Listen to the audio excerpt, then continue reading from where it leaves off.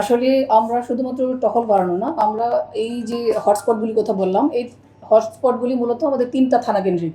সেটা আমি বলেছি, সেটা উত্তরা পশ্চিম, উত্তরা পূর্ব এবং হচ্ছে এয়ারপোর্ট থানা। এই ৩ টা থানা মিলিয়েই হচ্ছে আমরা এটাকে আমার স্ট্র্যাটেজিক ডিসিশন এটাই যে আমরা সম্মিলিতভাবে কালেক্টিভলি চেষ্টা করছি। আমার ২ জন এসি আছেন, একজন এখানে উপস্থিত আছেন।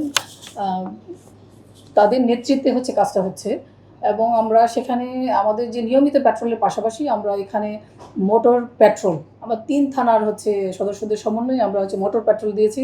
যারা কেবলমাত্র এই সময়টা আপনারা যে সময়টার কথা বললেন, সেটা রাত ৩টা থেকে, আমরা ৩টা থেকে ধরে নিয়েছি, ৩টা থেকে সকাল ৭টা।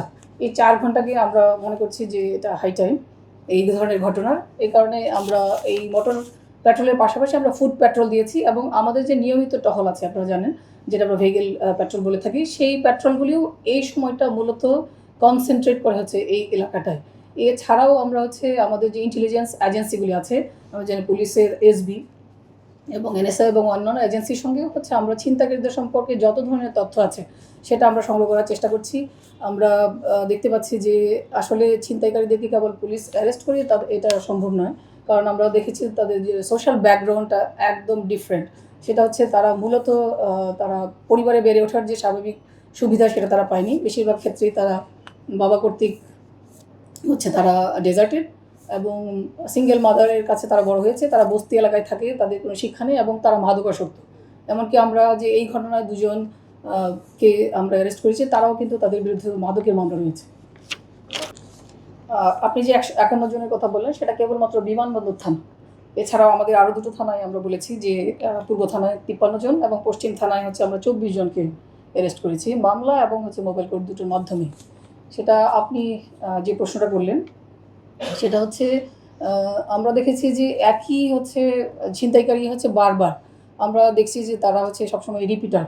তারা বারবার একই অপরাধ করছে। এই কারণে কিন্তু আমরা দেখেছি, এ কারণে আমাদের পক্ষে এনালাইসিস করা সম্ভব হয়েছে। তাদেরকে আমরা স্বাভাবিক যে প্রক্রিয়া মামলার মাধ্যমে তাদেরকে শাস্তি দিতে আমরা খুব সক্ষম হচ্ছি না।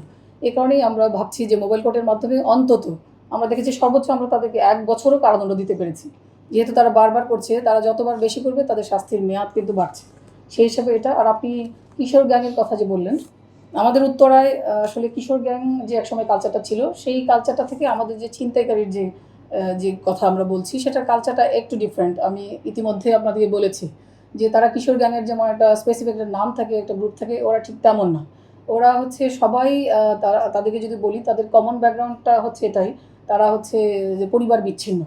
তারা স্বাভাবিকভাবে পরিবারে বেড়ে ওঠেনি।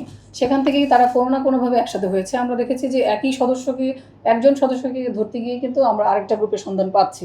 তো সুতরাং আমরা দেখছি তারা খুব মানে যে ফিক্সড একটা গ্যাংয়ের মতো আছে তা নয়। তারা একটু মোবাইল টাইপের। তারা হয়তোবা পছন্দ না হলে বা কেউ